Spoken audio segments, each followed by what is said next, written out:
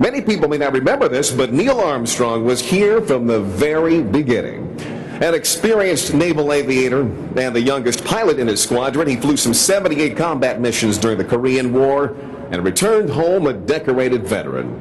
Armstrong later joined the National Advisory Committee for Aeronautics, or NACA, which was NASA's predecessor, as you learned. And there he was a test pilot at the Lewis Laboratory in Cleveland. He later transferred to Edwards Air Force Base, where he was a project pilot on many high-speed aircraft.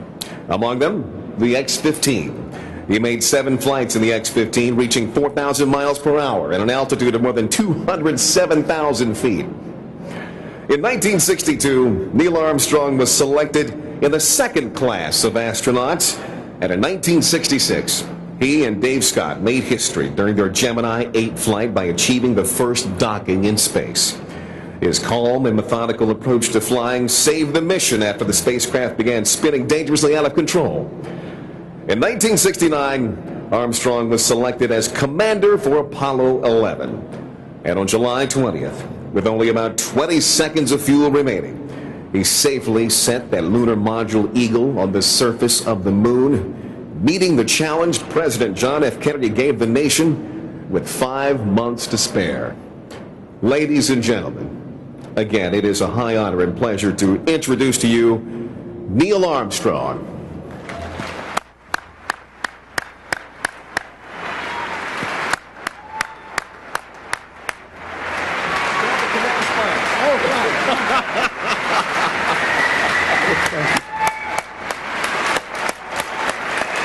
Thank you so much. Thank you. Thank you, Leon, and thank all of you. In the summer of 1958, the Congress wrote and the President signed the National Space Act, establishing the National Aeronautics and Space Administration. And I remember the time clearly. 50 years ago this week, I was high above the California desert, piloting a B-29 carrier aircraft and launching the X-1E, the latest and most advanced of the fabled X-1 research airplane series. NASA became an operating agency on October 1st, 1958. I found myself that Wednesday morning going to work at my same job, my same office, doing the same work that I'd been doing the previous day. It was a relatively easy transition. We were already riding on rockets in research aircraft. We already knew how to count backwards, 8, 7, 6, 5. We had merely to paint over the C in NACA and replace it with an S on our airplanes, our trucks, and vans. As the other principal components of the new agency, the Jet Propulsion Laboratory, the California Institute of Technology, and the Army's Redstone Arsenal in Huntsville, Alabama, assumed they were deciding what the minimum amount of painting would be required at their installations and what new responsibilities they would face. In any case, I suspect there are some number of people here tonight who remember the birth of NASA and were a part of the early days. So I would like to ask those here tonight who were founding members of NASA, those from NACA, those from JPL, those from Redstone, and those who came from various other places to join NASA in the year 1958. I'd like those of you who are seated in that category to stand, and those of you who are standing to raise your hands and let me hear from you.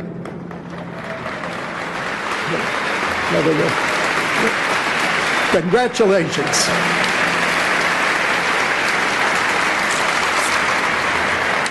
You'll be recognized as old fogies.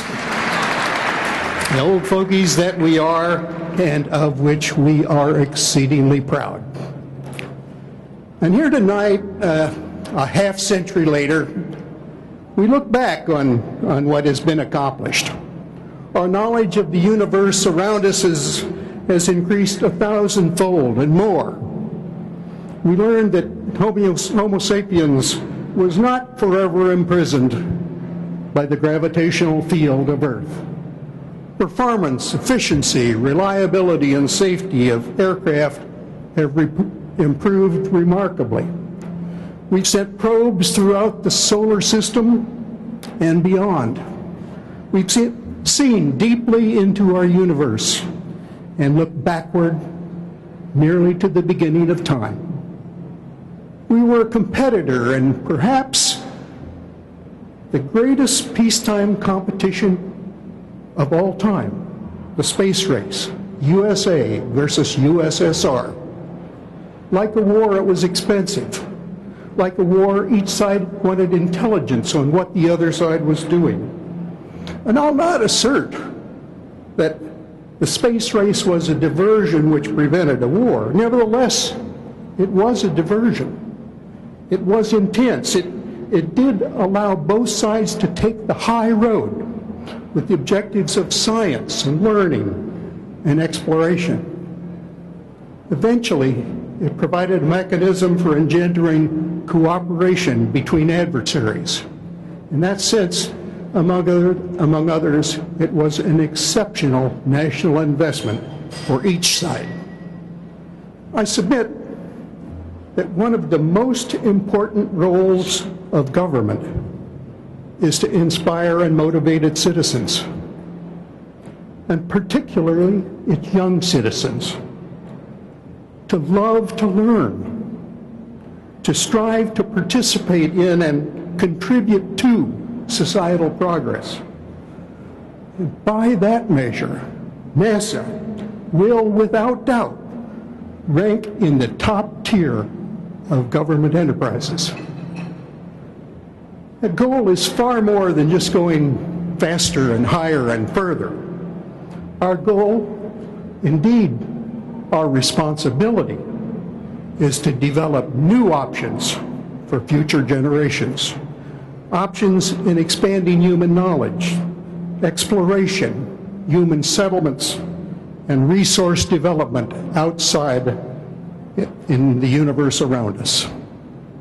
Our highest and most important hope is that the human race will improve its intelligence, its character, and its wisdom, so that we'll be able to properly evaluate and choose among those options and the many others they will encounter in the years ahead.